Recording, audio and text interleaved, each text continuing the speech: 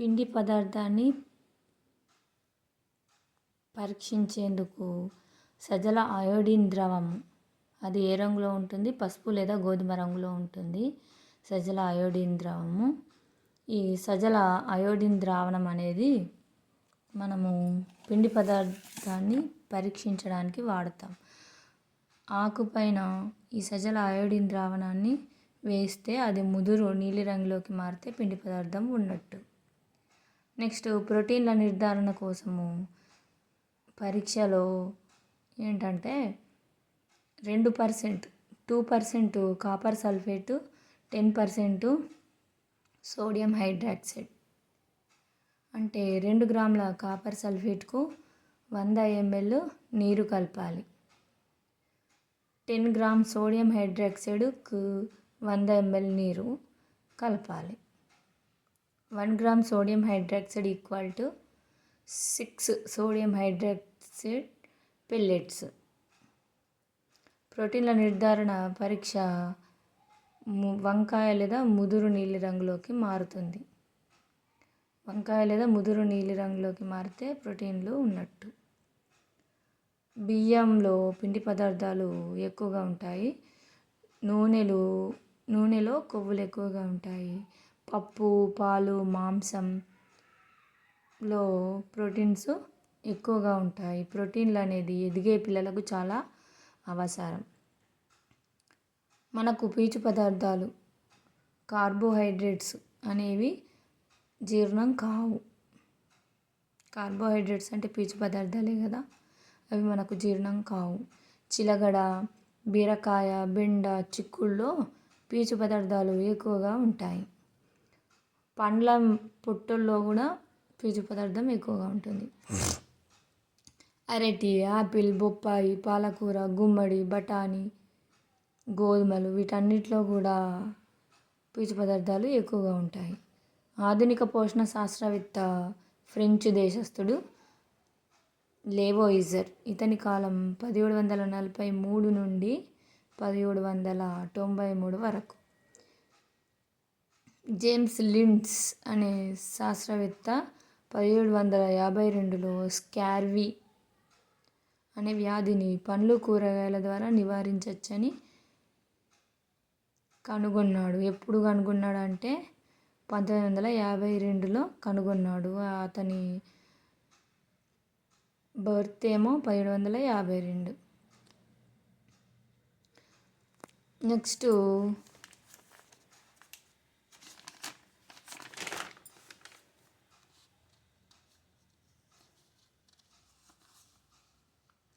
పట్టుపురుగు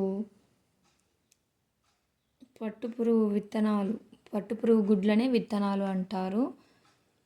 మాత్ లేదా పట్టుపురుగు లేదా బాంబిక్స్ మోరీ లేదా చిలకలు అంటారు. దోస, టమాటా, సొర, బీర, ఆలు, జామ, చిక్కుడు, వీటన్నిటికీ నీళ్ళు అధికంగా కావాలి. అధికంగా కావడం కాదు, వీటన్నిటిలో అధికంగా నీరు ఉంటుంది. ఇందులో దోసలో, టమాటాలో, సొరకాయ, బీరకాయ, ఆలుగడ్డ, జామకాయ, చిక్కుడుకాయలో నీళ్ళ % ఎక్కువగా ఉంటుంది. అట్లాగే బొప్పాయ, యాపిల్లో కూడా నీళ్ళ % ఎక్కువగా ఉంటుంది. నెక్స్ట్, పట్టుపురుగు సారి 500 గుడ్లు పెట్టి ఒకేసారి, పట్టుపురుగు అనేది ఒకేసారి 500 గుడ్లు పెట్టి చనిపోతుంది. పట్టుపురుగుల్ని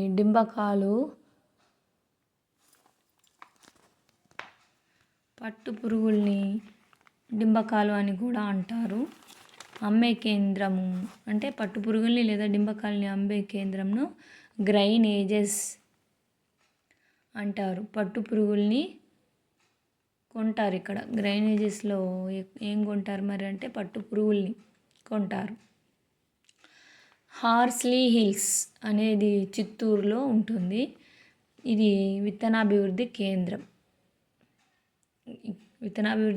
ఇది గ్రైనేజెస్ కదా, ఆ గ్రైనేజెస్ హార్స్లీ హిల్స్లో పెద్దది ఉంటుంది, చిత్తూరు లోపల ఉంటుంది.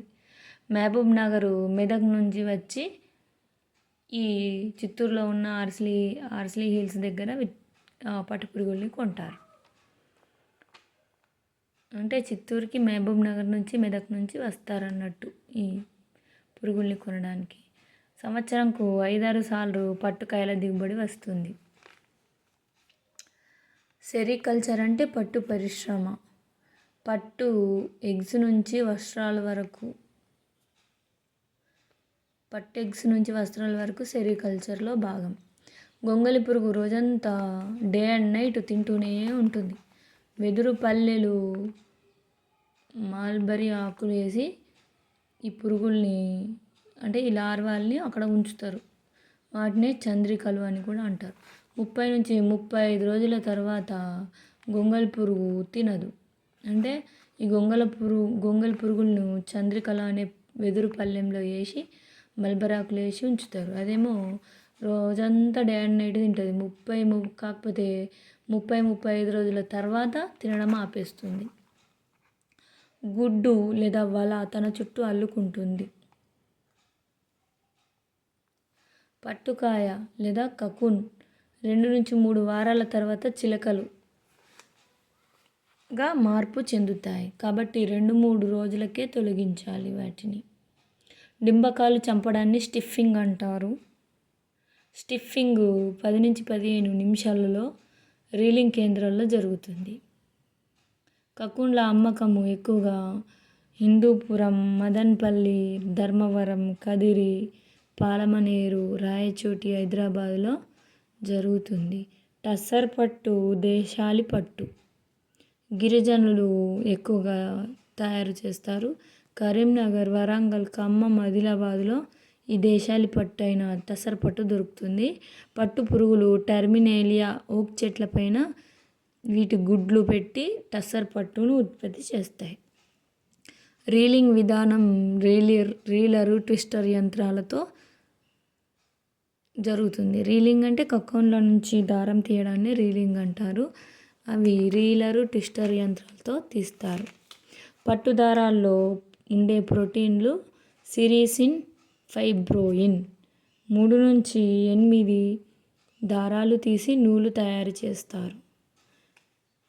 ఫస్ట్ శుభ్రం చేసి ఆ దారాలని తర్వాత విరంజనం చేసి తర్వాత రంగులు అద్దుతారు. రీలింగ్ కేంద్రాలు ఎక్కువగా హైదరాబాదు, కరీంనగర్, నందికొట్కూరులో ఉంటాయి. నెక్స్ట్ టై అండ్ డై పట్టుని పోచంపల్లి పట్టు అంటారు. టై అండ్ డై పట్టును పోచంపల్లి పట్టు లేదా జమదాని పట్టు అంటారు. ఇది పోచంపల్లిలో ఎక్కువగా దొరుకుతుంది. పోచంపల్లిని పట్టు పట్టణం అంటారు. పట్టుదారము పట్టుదారం అంటారు జమదాని పట్టును కూడా. అయితే పట్టు పరిశ్రమల్లో పనిచేసే వారికి చర్మ వ్యాధులు, శ్వాస వ్యాధులు వస్తాయి. టస్సర్ పట్టు, మూంగా పట్టు, కోనీ పట్టు, ఈరి పట్టు అనే రకాలు ఉన్నాయి. పట్టుతో శాటిన్, క్రేప్ వస్త్రాలు తయారు చేస్తారు. 5 మిలియన్ల అడుగులు లేదా 1000 మైళ్ళ పొడవు.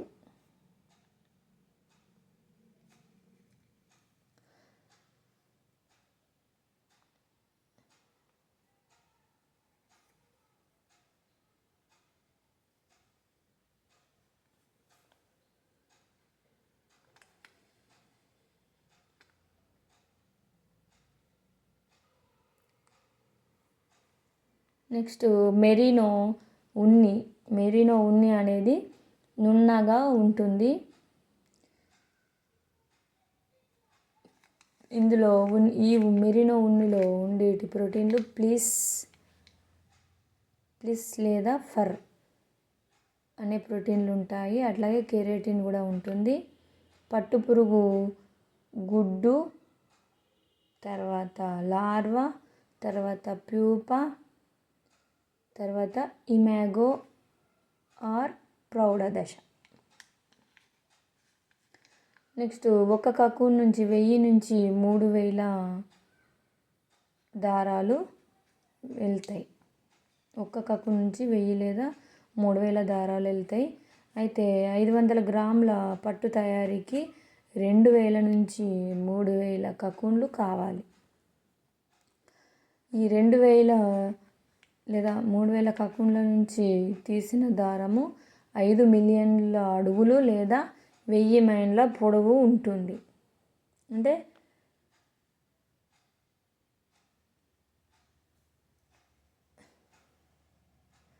ఈ పొడవు అనేది 2000 కకూన్ల నుంచి వచ్చిన దారము దేనితో ఈక్వల్ అంటే 2000 కకూన్ల దారం ఈక్వల్ 5 మిలియన్ అడుగుల లేదా 1000 మైళ్ళ పొడవు దారం వెళ్తుంది. ఉన్ని గొర్రె నుంచి, మేక నుంచి, జడల బర్రె నుంచి, ఇంకా లామా, ఒంటె, అల్పకా నుంచి కూడా ఉన్ని లభిస్తుంది. గొర్రె, మేక, జడల బర్రె, లామా, ఒంటె, అల్పకా.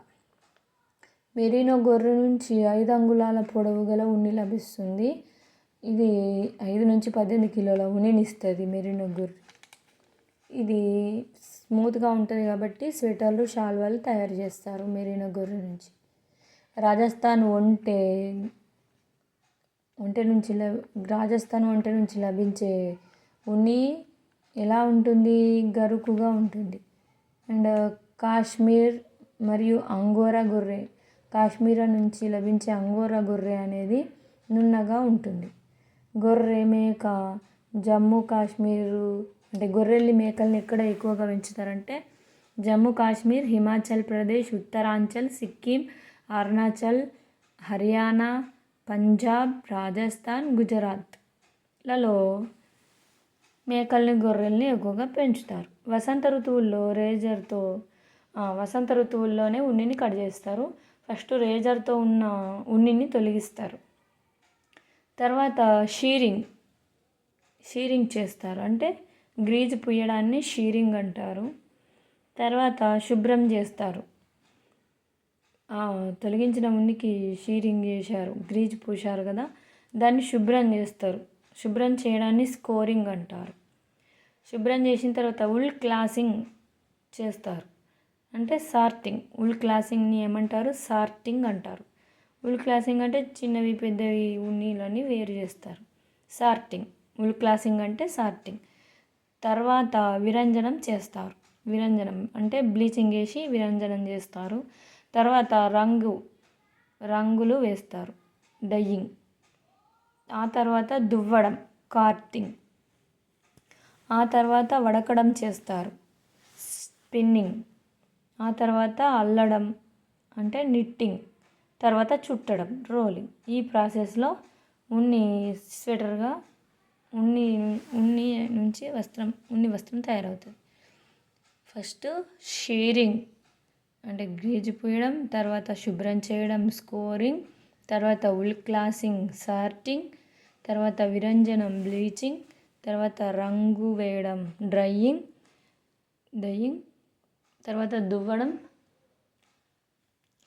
కాటింగ్, తర్వాత వడకడం, స్పిన్నింగ్,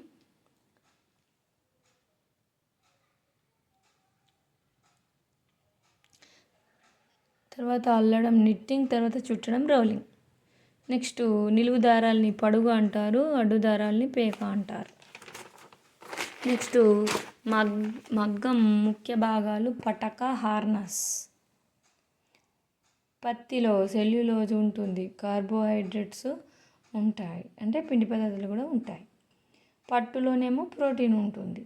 ఉన్ని అధమ ఉష్ణ వాహకం.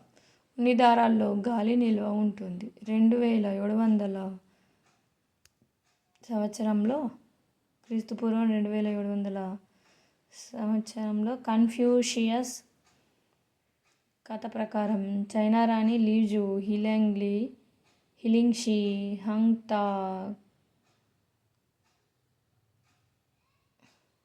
క్రీస్తుపూర్వం 7000 మధ్య ఆసియాలో ఉన్ని తయారీని కనుక్కున్నారు. క్రీస్తుపూర్వం 7000లో మధ్య ఆసియాలో కనుక్కున్నారు. క్రీస్తుపూర్వం 5000 సంవత్సరం నుంచి 3000 సంవత్సరాల మధ్యకాలంలో పట్టు పరిశ్రమ ఉండేది. ఎక్కడ అంటే జియా యాంగ్ షాహు దేశాలలో. క్రీస్తుపూర్వం 6000 సంవత్సరాల్లో ఇరాక్లో గొర్రెల పెంపకం ఉంది. క్రీస్తుపూర్వం 3000 నుంచి 2000 సంవత్సరాల మధ్య ఉన్ని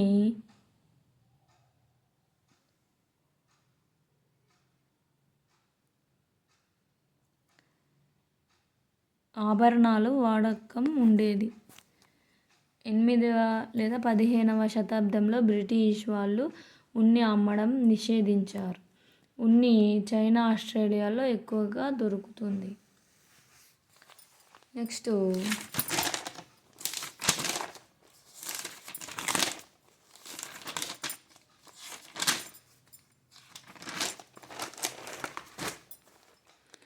మొక్కలు నేల గ్రహించిన ఉత్పత్తి అని అరిస్టాటిల్ గారు అభిప్రాయపడ్డారు. మొక్కలు అనేవి నేల గ్రహించిన ఉత్పత్తి అని అరిస్టాటిల్ చెప్పారు. నెక్స్ట్ బెల్జియం దేశస్థుడైన జాన్ బాప్టిస్ట్ వాన్ హెల్మెట్ అనే శాస్త్రవేత్త 1648 5 సంవత్సరాల ప్రయోగంలో నీరు మొక్క ఆహారం అని చెప్పాడు. అంతకుముందేమో నేల గ్రహించిన ఉత్పత్తి అని అరిస్టాటిల్, తర్వాతనేమో నీరు వల్లనే ఆ మొక్క అని బెల్జియం దేశస్థుడు జాన్ బాప్టిస్ట్ వాన్ హెల్మెట్ చెప్పారు. నెక్స్ట్ స్టీఫెన్ హిల్స్ ఏమో వాయు వినిమయం బాష్పోత్సేకాన్ని వివరించారు. వాయు వినిమయం బాష్పోత్సేకాన్ని స్టీఫెన్ హిల్స్ వివరించారు. కిరణజన్య సంయోగక్రియలో కాంతి పాత్ర కూడా ఉంటుందని హిల్స్ అభిప్రాయపడ్డాడు. కిరణజన్య సంయోగక్రియలో కాంతి పాత్ర కూడా ఉంటుందని హిల్స్ అభిప్రాయపడ్డాడు. పుదీనా మొక్క వల్ల ఆక్సిజన్ రిలీవ్ అవుతుందని ప్రిస్లే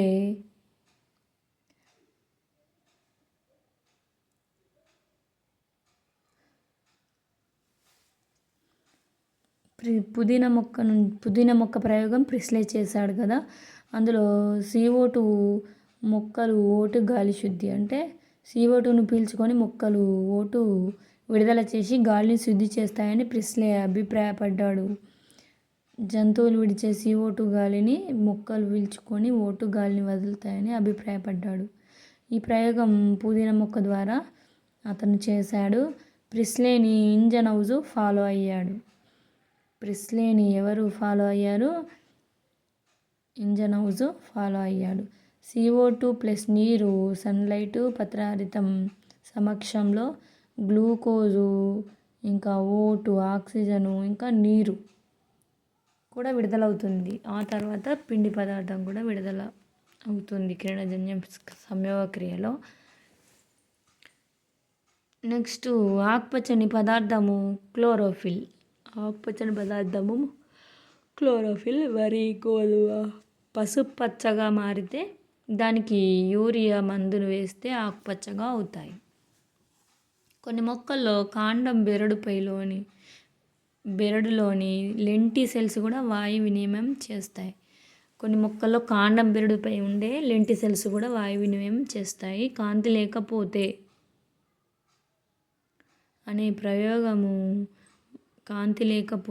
ప్రయోగము మందార ఆకులు తీసుకొని చెయ్యాలి. అది కూడా తాజా మొక్క ఆకుకే చెయ్యాలి. తర్వాత అయితే ఈ కాంతి లేకపోతే అనే ప్రయోగములో 2 days చీకట్లో ఉంచిన చెట్టును 2 రోజులు చీకట్లో ఉంచిన చెట్టును మధ్యాహ్నము ఆకు తుంచి దానికి అయోడిన్ పరీక్ష చేయాలి. అప్పుడు అందులో పిండి పదార్థం ఉందో లేదో తెలుస్తుంది. ఆకుపై అయోడిన్ వేస్తే నీలిరంగులోకి మారితే అందులో పిండి పదార్థం ఉన్నట్టు. మరి ఆకుపచ్చ పదార్థం తీసేయాలి కదా, మరి దానికోసం వేడి నీళ్ళలో లేదా ఆల్కహాల్లో వేడి చేయాలి. డబుల్ బాయిల్ చేసేసి ఆకుపచ్చ పదార్థం తొలగిస్తే అందులో మనకు పిండి పదార్థ పరీక్ష ఈజీగా చేయొచ్చు. మొక్కలకు నత్రజని, పొటాషియం, భాస్వరం స్థూల పోషకాలు అంటే బాగా అవసరం మొక్కలకు. నత్రజని, పొటాషియం, భాస్వరం. పసుపు బంగారు తీగ కస్కుట. పసుపు బంగారు తీగ కస్కుటలో క్లోరోఫిల్ ఉండదు, ఆకులు కూడా ఉండవు. మరి ఇది హిస్టోరియా వేళ్ళతో అతిదేయి కణజాలంలోకి జొప్పించి ఆహారాన్ని తీసుకుంటుంది. అతిదేయి నుంచి అతిదేయి కణజాలంలోకి హిస్టోరియా వేళ్ళతో పసుపు బంగారు తీగ కస్కుట ఆహారాన్ని స్వీకరిస్తుంది. నెక్స్ట్ పుతికాహారులు, శిలీంధ్రాలు, పుట్టగొడుగులు. పుతికాహారులు అంటే పుట్టగొడుగులు ఇంకా శిలీంధ్రాలు. క్లోరోఫిల్ ఉండదు పుతికాహారులకి. కుళ్ళిన పదార్థాల నుండి కర్బన పదార్థాలను సేకరిస్తాయి. నత్రజని తక్కువైన నేలలో మాంసాహార మొక్కలు పెరుగుతాయి. నత్రజని తక్కువైన నేలలో మాంసాహార మొక్కలు పెరుగుతాయి. నిపెంథిస్, డ్రాసిరా, యూట్రిక్యులేరియా, వీనస్, ఫ్లై ట్రాప్ ఇవన్నీ కూడా నత్రజని రహిత నేలలో పెరిగే మొక్కలు, మాంసాహార మొక్కలు. పప్పు ధాన్యాలు లెగ్యూమ్ జాతికి చెందినవి. పప్పు ధాన్యాలు లెగ్యూమ్ జాతికి చెందినవి. వేళ్ళలో బుడిపెలు ఉంటాయి. పప్పు ధాన్యాలు లెగ్యూమ్ జాతికి చెందిన మొక్కల వేళ్ళలో బొడిపెలు ఉంటాయి. ఆ బొడిపెలో బ్యాక్టీరియా ఉంటుంది. అది నత్రజనిని మొక్కలకు అందిస్తుంది. శైవలాలు, శిలీంధ్రాలు సహజీవనం చేస్తే వాటిని లైకెన్లు అంటారు. శిలీంధ్రాలు శైవలాలను ఎండ నుండి కాపాడుతాయి. శైవలాలు శిలీంధ్రాలకు ఆహారాన్ని ఇస్తాయి. మనం వదిలే గాలి వెచ్చగా ఉంటుంది, ఇంకా తేమగా కూడా ఉంటుంది. వెచ్చగా ఉంటుంది, వదిలే గాలి తేమగా కూడా ఉంటుంది. అట్లాగే శ్వాస రేటు అంటే 1 నిమిషంలో ఉచ్ఛ్వాస నిశ్వాసాల భేదమే లేదా మొత్తమే శ్వాస రేటు. మనము ఎంత శ్వాసించాం అనే దానికోసం కొలజాడిలోకి ఊదే పరీక్ష చెయ్యాలి. 2 లీటర్ల కొలజాడి 100 మిల్లీలీటర్ల సూదితో నీటిని నింపాలి. 2 లీటర్ల కొలజాడిని 100 మిల్లీలీటర్ల సూదితో వాటర్ నింపాలి. ఇది ఎందులో అంటే కొలజాడి పరీక్ష, ఊదే పరీక్ష, మనం ఎంత శ్వాసించామనే పరీక్ష. 1/4 ఫినాప్థలిన్ మనం పీల్చే గాలిలో వాయువులు 2 బీరడా గాజు గొట్టాలని ఊదే పరీక్ష. పీల్చే గాలిలో వాయువులు అనే ప్రయోగం కోసము 2 బిరడా కలిగిన గాజు గొట్టాలని తీసుకొని ఊదే పరీక్ష నిర్వహించాలి. అంటే మనం పీల్చే గాలిలో ఏమున్నాయో తెలుసుకోవడానికి ఏంటి అంటే 2 గాజు గొట్టాలు విత్ బిరడా ఉన్నాయి తీసుకోవాలి. అందులో ఏముంటాయి మరి అంటే ఫినాప్థలిన్ 1/4 ఫినాప్థలిన్ ఉంటుంది ఆ పరీక్ష ట్యూబులలో. వాన్ హెల్మెంట్ బొగ్గు ఎక్కువగా బరువు ఉంటుందని, బూడిద తక్కువ బరువు ఉంటుందని కనుగొన్నాడు. అంటే మధ్యలో CO2 వాయువు వెలువడుతుందని అర్థం. జోసెఫ్ 1756లో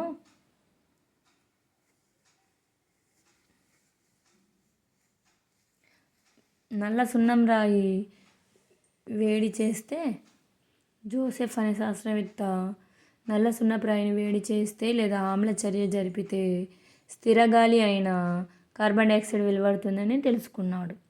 ఈ వాన్ హెల్మెంట్ శిష్యుడే ఈ జోసెఫ్ వాళ్ళ గురువు వాన్ హెల్మెంట్. సున్నము నీరుకు కార్బన్ డైఆక్సైడ్ కలిపితే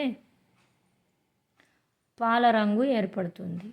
కార్బన్ డైఆక్సైడ్ కనుగొన్న 2 దశాబ్దాల తర్వాత O2ను కనుగొన్నారు. అంటే CO2నే ముందు కనుక్కున్నారు. 2 దశాబ్దాల తర్వాత, 20 సంవత్సరాల తర్వాత O2ను కనుక్కోవడం జరిగింది. గ్రంథాలు వివిధ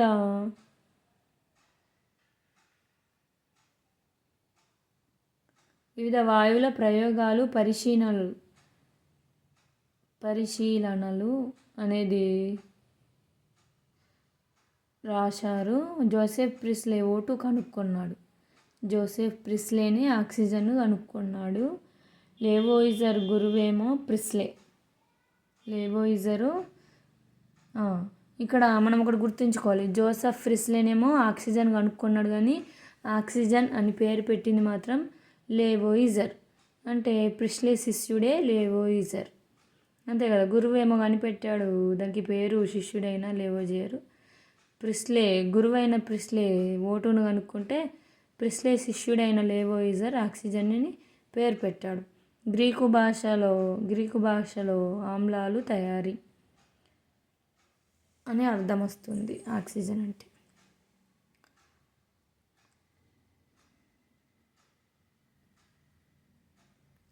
ఇక్కడ మనం అబ్జర్వ్ చేస్తే ఇంజను ఇంకా లేవోయిజర్ గురువు ప్రిస్లేని. లేవోయిజరు ఇంజన్ హౌస్ వల్ల గురువు ఎవరంటే ప్రిస్లే. ఇక్కడ ప్రిస్లేనే ఒక గ్రంథం రాశాడు, అది వివిధ వాయువుల ప్రయోగాలు.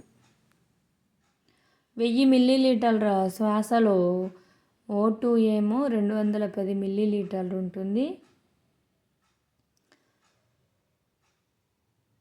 1000 మిల్లీలీటర్ల శ్వాసలో ఆక్సిజన్ ఏమో 210 మిల్లీలీటర్లు ఉంటుంది. పీల్చే గాలిలో 165 మిల్లీలీటర్లు వదిలే అంటే మనము పీల్చే గాలిలో ఆక్సిజన్ ఏమో 210 మిల్లీలీటర్లు ఉంటే వదిలే గాలిలో 165 మిల్లీలీటర్లు ఉంటుంది. అట్లాగే పీల్చే గాలిలో అంటే ఎంత పీలుస్తాము, ఒక 1000 మిల్లీలీటర్ల పీల్చే గాలిలో కార్బన్ డైఆక్సైడ్ 0.4 ఉంటే వదిలే గాలిలో 40% వదులుతాం. అట్లాగే నైట్రోజన్ ఇతర వాయువులు 790 మిల్లీలీటర్లు పీల్చి 795 వదులుతాం. మొప్పలు నీటి నుంచి O2ను శోషిస్తాయి. కప్ప భూమిపై ఊపిరితిత్తుల ద్వారా, భూమిలోనేమో చర్మం ద్వారా శ్వాసక్రియ జరుపుతుంది. కరిగిన O2 నీటి నుండి టడ్ఫోల్ డింబకం మొప్పలతో ఆక్సిజన్ తీసుకుంటుంది. గడ్డి చిలక బొద్దింక పక్కాలలో గాలి గదులు ఉంటాయి, వీటిని స్పెరాకిల్స్ అంటారు. గడ్డి చిలక బొద్దింక పక్క భాగాల్లో ఉండే గాలి గదుల్ని స్పెరాకిల్స్ అంటారు. రంధ్రాలు శ్వాసనాళాలతో అటాచ్ అయి ఉంటాయి, వాటిని ట్రాకియా అంటారు. శ్వాసనాళాలతో స్పెరాకిల్స్ శ్వాసనాళాలతో కలిపి ఉండే నాళాలని ట్రాకియా అంటారు. వానపాము ఉపరితల చర్మం శ్వాసక్రియ. వానపాము శ్వాసక్రియ దేని ద్వారా జరుపుతుంది? ఉపరితల చర్మం. భూమిపై ఊపిరితిత్తులు, నీటిలో డింబకాలు మొప్పల ద్వారా, భూమి లోపల చర్మ శ్వాసక్రియ ద్వారా. కప్ప నీటిలోనేమో మొప్పల ద్వారా, భూమిలోనేమో చర్మ శ్వాసక్రియ, భూమిపై ఏమో ఊపిరితిత్తులు శ్వాసక్రియ జరుపుతుంది. సంవత్సరంలో 2 సార్లు భూమి లోపలికి రెస్ట్ కోసమని వెళ్తుంది. కప్ప సంవత్సరంలో 2 సార్లు భూమి లోపలికి రెస్ట్ కోసమని వెళ్తుంది. మొక్కలు మొలకెత్తే విత్తనాలు శ్వాసక్రియ O2 యూజ్. మొక్కలు అయినా మొలకెత్తే విత్తనాలైనా వాటి శ్వాసక్రియలో ఆక్సిజన్ యూజ్ చేస్తాయట. మొక్కలు రాత్రికి 0.5% కిరణజన్య సంయోగక్రియ జరుపుతాయి. రాత్రి కూడా కిరణజన్య సంయోగక్రియ జరుపుతాయి, కానీ మొక్కలు సగం మాత్రమే జరుపుతాయి. ఇక్కడ ఒక పువ్వుని తీసుకుంటే దానికి పక్కలుగా ఉండే ఆకుపచ్చని ఏమో రక్షణ పత్రాలు, మొత్తం కలిపితేనేమో రక్షక పత్రావళి, ఒక్కొక్కటేమో రక్షక పత్రాలు. నెక్స్ట్ ఆకర్షణ పత్రావళి కూడా ఉంటుంది. ఆకర్షణ పత్రాలు అంటే పువ్వు. పుష్పాసనం అంటేనేమో పుష్పవృంతం అంటేనేమో దాని తొడిమే. పుష్పాసనం అంటే ఉబ్బెత్తు భాగం. అందులో ఉండే అండాలు, అండాశయం లోపల ఉండే అండాలు అండకోశం ద్వారా దేనికి అటాచ్ అయి ఉంటుంది? కీలం. అంటే కీలం, అండాశయం, అండకోశం, అండాలు. నెక్స్ట్ పక్కగా ఉండే పురుష అవయవాలు ఏంటి అంటే కేసరదండం, కేసరదండం, పరాగకోశం, కీలాగ్రం. కీలాగ్రం అంటే కీలాగ్రం. ఇది ఓన్లీ పురుష వ్యవస్థలనేమో కేసరదండం, పరాగకోశం. నెక్స్ట్ ఇక్కడ రాత్రిపూట ఇదొక ప్రయోగం ఉంది. దేనికి ప్రయోగం? మొక్కల శ్వాసక్రియ. రాత్రిపూట చెయ్యాలి మొక్కల శ్వాసక్రియ అనే ప్రయోగం. ఒక గాజు కుప్ప తీసుకొని అందులో పువ్వులు లేదా విత్తనాలు వేసి నీరు పోసి అందులో ఒక గరాటు పెట్టాలి. గరాటు ఎందుకంటే దాని ద్వారానే గాజు కుప్పలో నీళ్లు పోయాలి. ఇక్కడ ఒక ట్యూబ్, ఒక నాలిక తీసుకున్నాం, 2 రంధ్రాలు కలిగిన నాలిక. ఒక రంధ్రం ఏమో గాజు కుప్పలో పెట్టినాము, ఇంకొక రంధ్రము సున్నం నీరులో పెట్టినాం. సున్నం నీరులో మునిగేదాకా పెట్టినాం. ఇప్పుడు ఏమవుతుంది?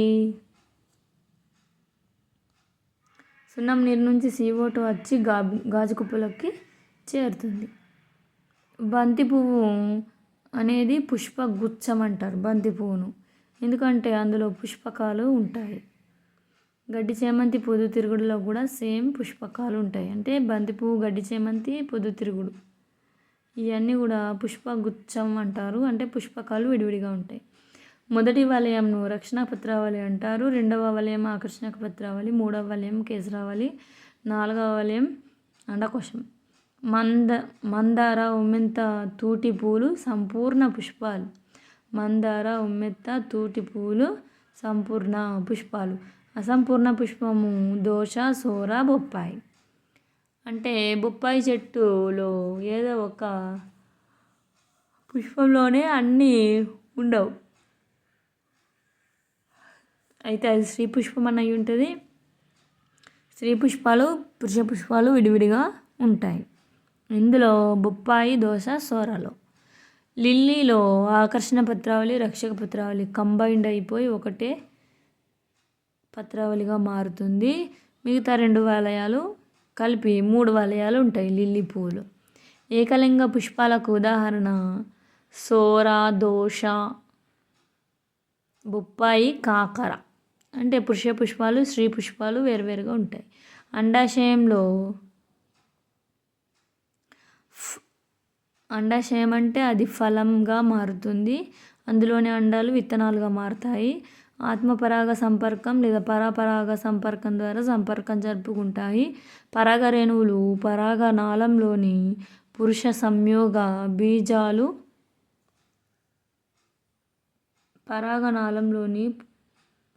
పరాగ రేణువుల పరాగ నాళంలోని పురుష సంయోగ బీజాలు అండాశయంలోకి స్త్రీ సంయోగ బీజాలు కలిసి సంయుక్త బీజం ఏర్పడుతుంది. ఫలదీకరణ జరుగుతుంది. లైంగిక ప్రత్యుత్పత్తి ఇది. అయితే పుష్పాలతో కాకుండా ఇతర భాగాలతో కొత్త మొక్కలు ఉద్భవిస్తే అది అలైంగిక ప్రత్యుత్పత్తి. బంగాళదుంపలో కాండం, కన్ను, రణపాలలో మరియు బిగ్నోనియాలో, రణపాల అంటే బ్రయోఫిలం కదా, రణపాల ఇంకా బిగ్నోనియాలో కోరకాలు ద్వారా కొత్త మొక్కలు ఉత్పత్తి అవుతాయి. అంటే ఆకు చివరన ఉంటాయి కదా అవి. గులాబీ, మందార, మల్లె కొమ్మల ద్వారా కొత్త మొక్కలు ఉద్భవిస్తాయి. చిలకడదుంప, డాలియా, క్యారెట్, ముల్లంగి, బీట్రూటు ఇవన్నీ వేల రూపాంతరం. బంగాళదుంప మాత్రం కాండ రూపాంతరం. నెక్స్ట్ ఉల్లి, వెల్లుల్లి, లిల్లీ, గ్లాడియోలి దుంపల నుండి. ఓకే, ఉల్లి, వెల్లుల్లి, లిల్లీ ఇవేమో లక్షణాలు. ఉల్లి, వెల్లుల్లి, లిల్లీ ఏమో లక్షణం. గ్లాడియోలి మాత్రం దుంపల నుండి. అంటే ఇవంతా కాండ రూపాంతరాలే, ఉల్లి, వెల్లుల్లి, లిల్లీ, గ్లాడియోలి. కాకపోతే లక్షణాలు అనేమో ఉల్లి, వెల్లుల్లి, లిల్లీని లక్షణాలు. గ్లాడియోలేమో దుంప. చెరుకు కాండపు కణుపుల నుంచి కొత్త మొక్కలు వస్తాయి. పుదీనా, స్ట్రాబెర్రీ, చేమంతి మొక్కలు కూడా కాండం పక్క నుంచి పిలక మొక్కలు వస్తాయి. ఏది పుదీనా, స్ట్రాబెర్రీ, చామంతి ఇవి కాండం పక్క నుంచి పిలక మొక్కలు వస్తాయి. పిలక మొక్కలు అన్నట్టు. లైంగిక ప్రత్యుత్పత్తి జరగదు. అలైంగిక ప్రత్యుత్పత్తి పుదీనాలో, స్ట్రాబెర్రీలో, చామంతిలో పిలక మొక్కల ద్వారా జరుగుతుంది. జిలేబీలో ఈస్ట్ మొక్క. ఈస్ట్ అనేది ఒక మొక్క. జిలేబీ ఈస్ట్ మొక్క ఉపయోగిస్తారు. లక్షణాలు తల్లి నుండి విడిపోయి కొత్త ఈస్టు మొక్క నుంచి లక్షణాలు తల్లి ఈస్టు నుంచి వేరుపడి తల్లి ఈస్ట్ మొక్క నుండి వేరుపడి కొత్త ఈస్టులు కోరకీ భవనం ద్వారా వృద్ధి చెందుతాయి. అంటే ఈస్టు, కోరకీ భవనము, లక్షణాలు గుర్తుపెట్టుకోవాల్సింది. ఈస్టు, లక్షణాలు, కోరకీ భవనం జిలేబీలో వాడతారు. బ్రెడ్ బూజును శిలీంధ్రమే. బ్రెడ్ మోల్డ్ అని కూడా అంటారు. నల్లటి పొడిలో సిద్ధబీజాలు ఉంటాయి. మొక్కలలో పునరుత్పత్తి థియోప్రాస్టస్ ఫస్ట్ పరిశోధన చేసి కనుక్కున్నాడు. Greek దేశస్థుడు, Aristotle శిష్యుడైన. మొక్కలలో పునరుత్పత్తిని ఎవరు కనుక్కున్నారంటే థియోప్రాస్టస్.